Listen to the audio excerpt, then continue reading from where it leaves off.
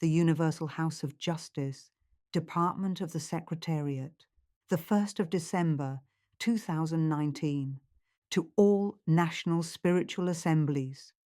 Dear Baha'i friends, the troubling conditions facing the world's peoples and the persistent problems caused by disunity within and between nations have, as you know, been a prominent theme in the messages of the Universal House of Justice.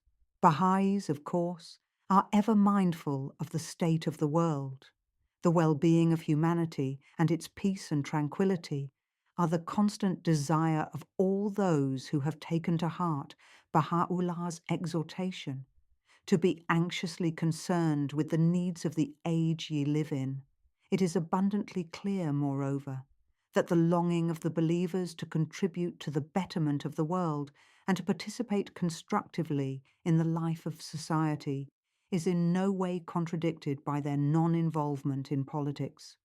While consciousness of the hardships afflicting so many strengthens a commitment to fundamental social change, political activity by Baha'is would only dissipate the community's energies and fail to bring about this change. It must arise from the spiritual transformation of society. These concepts were explored by the House of Justice much more fully in its message dated 2nd of March 2013 to the Baha'is of Iran, a message which many communities have found it useful to revisit from time to time. We have been asked to convey to you some additional points on a closely related topic, and this letter may be shared with the friends in whatever manner you deem most appropriate. One conspicuous symptom of society's deepening malaise is the steady descent of public discourse into greater rancor and enmity, reflecting entrenched partisan points of view. A prevalent feature of such contemporary discourse is how political disagreements rapidly degenerate into invective and ridicule. However, what particularly differentiates the present age from those that preceded it is how so much of this discourse occurs in full view of the world.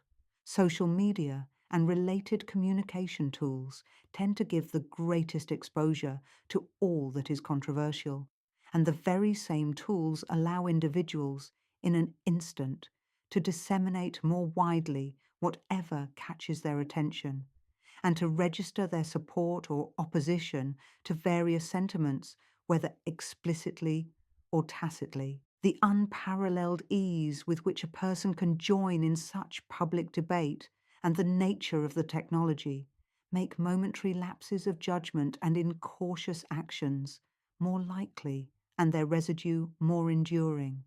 This holds particular implications for Baha'is, who know well that the principles of their faith require them to refrain from involvement in political controversies and conflicts of all kinds.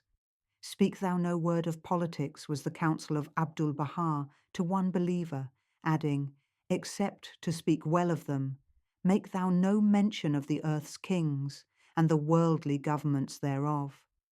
Shoghi Effendi warned against allowing our vision of the cause to be clouded by the stain and dust of worldly happenings, which, no matter how glittering and far-reaching in their immediate effects, are but the fleeting shadows of an imperfect world.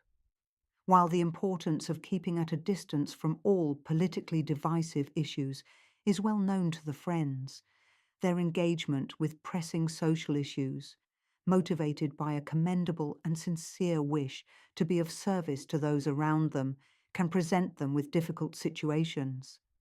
An unexpected development can turn an uncontroversial issue into one that divides people along partisan lines, and some of the same unhealthy modes of expression that are common to the political sphere can transfer into other areas of discourse.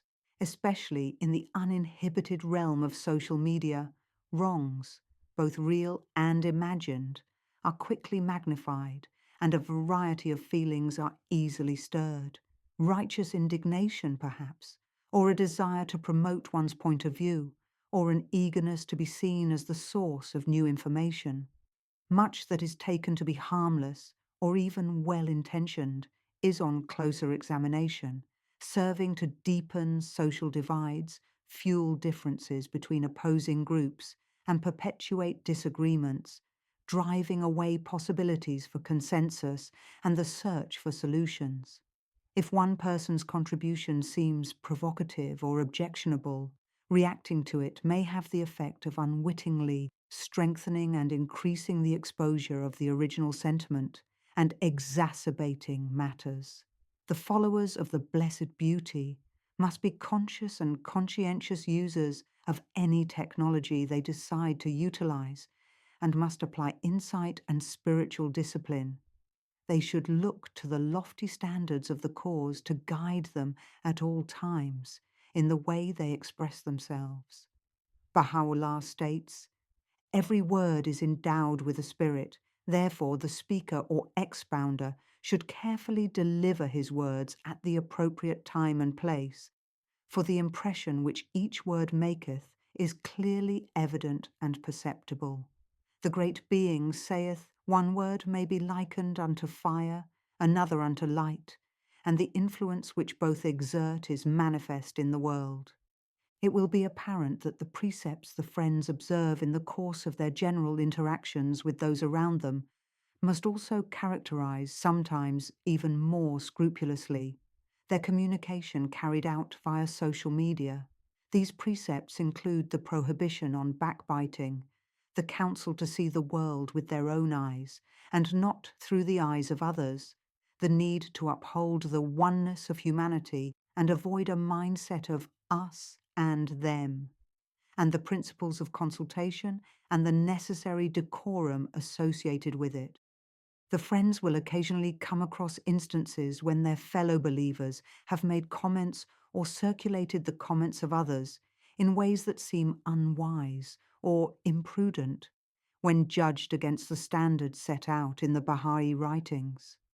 It would be wrong, when encountering postings of this kind, to conclude that such behavior must therefore be unobjectionable, condoned, or even encouraged. Not infrequently, Baha'i institutions have had to counsel individuals about their actions online, although wherever possible they do so with discretion, out of respect for the dignity of the persons in question. One example among many areas in which the considerations set out above are relevant is the discussion on social media of matters pertaining to Iran. As will be readily appreciated, this is an area of particular sensitivity, and therefore the friends need to be especially on their guard. Rash statements made online could endanger the believers in that land or unwittingly provide the enemies of the cause with the means to misrepresent the Baha'is. Observing strict caution in this respect is essential for the protection of the sorely tried community in Iran. In this connection, the House of Justice has asked us to convey an additional point to the Persian believers who reside outside the cradle of the faith. It is understandable that these friends feel a strong personal concern for the well-being of their fellow Baha'is in Iran and for the future of that sacred land. Nevertheless, they are urged to bear in mind that, regardless of their land of origin, their primary obligation ought to be to the progress of the faith in the land in which they now dwell. Indeed, over the course of the faith's history, the contributions made by Persian Baha'is to the teaching work on every continent are too many to recount, and the House of Justice rejoices when these friends direct their efforts towards advancing the 5-year plan in the places where they reside. This must be their chief object. Striving for such a goal is what will bring joy to their spiritual brothers and sisters in Iran and properly honor the sacrifices being made by those steadfast servants. With loving Baha'i greetings, Department of the Secretariat.